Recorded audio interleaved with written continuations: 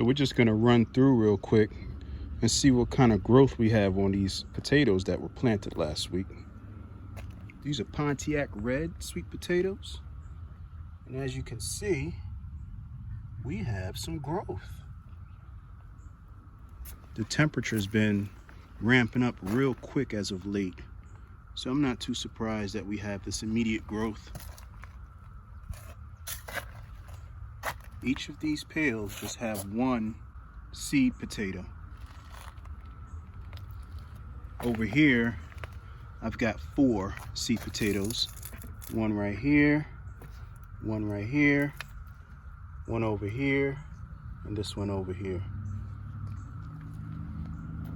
I still have some left over that I plan to just go ahead and I'll plant them up later this evening. Here's another quick look at my Christophi Alliums. And just to give you a frame of reference as to how big these globes are, here's my hand right here. Pretty big, huh? Pretty big. But they don't stand that tall. They're probably about 2 feet tall tops.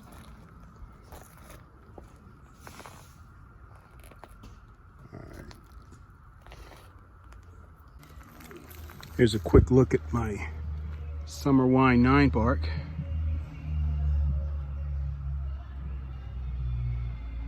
Beautiful. I'm definitely gonna have to get in here after it flowers and kind of top it off a little bit so we can have more of a dome shape. Because right now it's kind of scraggly looking.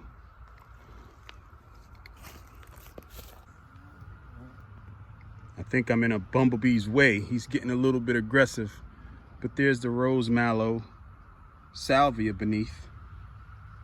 That's a nice look. That's a little vignette.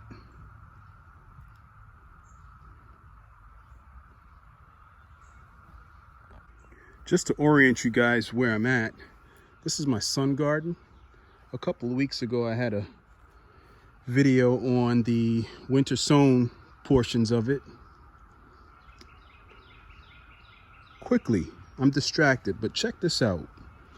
As most of us know, in the civilized world, we've had a massive fluctuation of cicadas.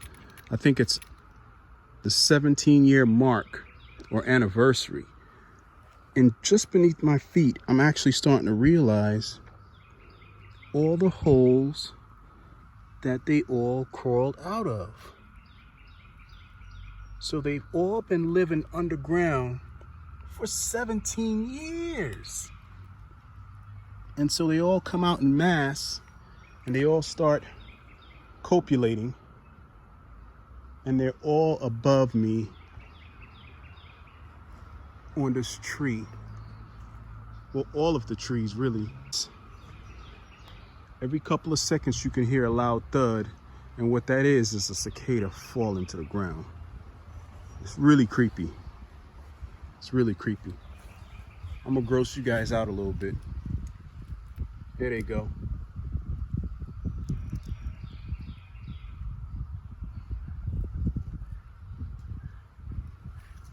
They're literally covering every surface. All right, so back to this garden. So my sun garden consists of a lot of large shrubs.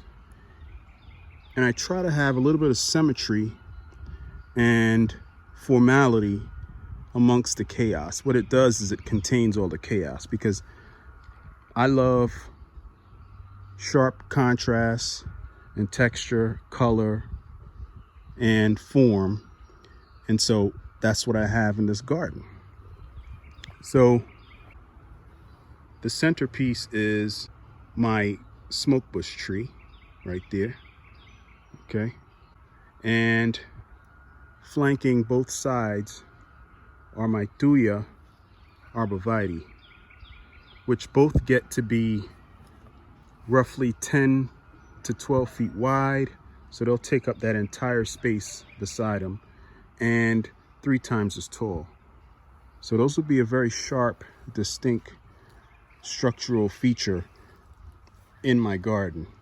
So besides the structural element of the border wall, okay, I also have a boxwood hedge. Nice. We got a little bit of cloud cover so you guys can see the colors and the textures and the contrast a little better. All right. So if you look closely, behind these two oh so easy ground cover roses right here, beyond that, and even in the foreground, you can see these light green mounds. They look like boxwood, but they're not. They're actually calamint. And I got them as very little plugs. And they overwintered pretty well. This is their second season. This is actually their second winter that they went through here. And they're in the catmint family. So they have a very fresh, minty, almost spearmint type smell to them when you crush the leaves. And they're all white. They have a real smoky, billowy white color to them.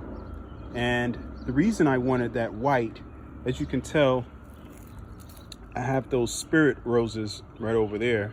They're ground covers. They're also white. So next to the veggie bed, I wanted to start off with the little white theme, punctuated by heavy darks like the burgundy in this summer wine and the bright pink of this rose mallow spirea right here. And then over here you got another punch of red from this oh so easy rose. But for the majority of the area, it has a pretty light or white cast to it. This right here is a Burkwoodii viburnum, which I need to prune into more of a dome shape since it stopped flowering already for the season. And it also has white flowers. So you guys get the idea. So it has a very pastel, smooth, creamy color tone that contrasts well with the darks, the ninebark, the salvia, and the other carpet roses. So when the blazing stars start to bloom, they'll have a vertical element in the background, like vertical pink rockets shooting up. So there was some thought process behind this design of this bed. I know it looks pretty chaotic right now, but once all the colors come into play, it really comes alive. The only colors that are, I guess you can say, a little off-putting may be the colors of the butterfly weed, because those are like a bright orange. And I got one there, one over there, which is more fitting to that yellow area. And then this one right over here behind the blazing stars. Back over here, feeding off of that pastel theme, are these two Russian sage right here. I got that one right there, and then that one over there.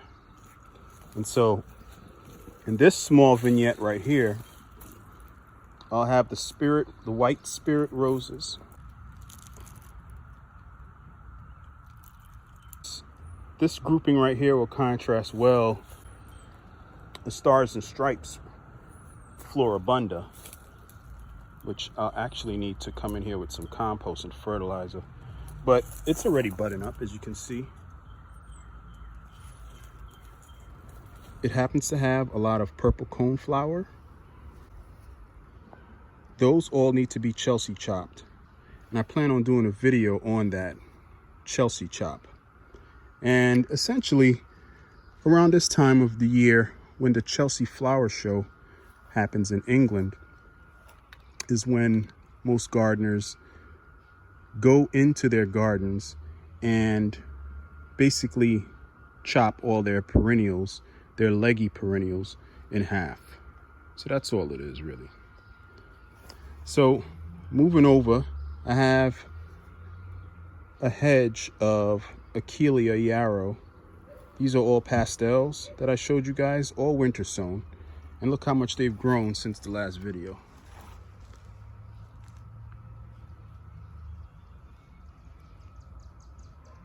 It's crazy, right? It's crazy. So these will all have pastel pinks and purples and light blues and creamy yellows in the next few weeks. Here's a bloom right here.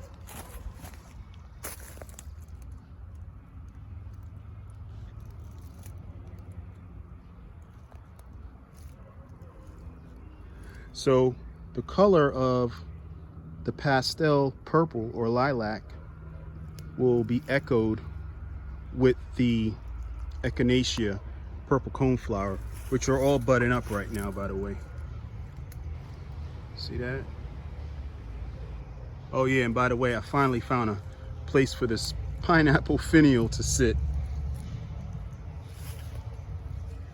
All right, so moving on. So that other nine bark was a summer wine. This one right here is a ginger wine. And you can tell by the leaf color. And you're probably like, how can you tell the difference? It's a subtle difference with the leaf color. This one has a little more of a reddish tinge to it, whereas the summer wine has more of a copper tinge to it. Isn't that beautiful? And it gets better because these get to be twice their size.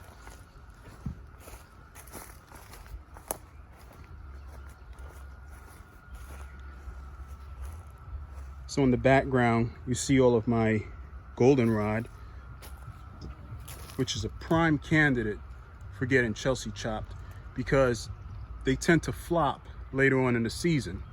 As spectacular as they look, they tend to flop. And then the same golden color is echoed with this variety of Achillea right here, which is Achillea Yarrow. This is the common Achillea. I just love how they put that three-dimensional twist with the flat top of the flower heads. And then there's the contrast with the ginger wine, 9-bark, behind it. It's beautiful.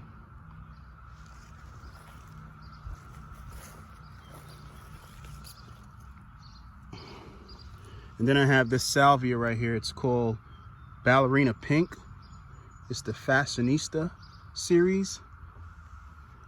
Most of its blooms are spent, and so I'm gonna have to go back and give it a really sharp prune, and then they'll shoot out new flower stalks the rest of the season. And so at this point of the bed, it's punctuated by this Green Mountain boxwood right here. It has eggs in there. Yeah, it needs a good prune as well. It needs a nice shear so that it can develop into a nice cone shape.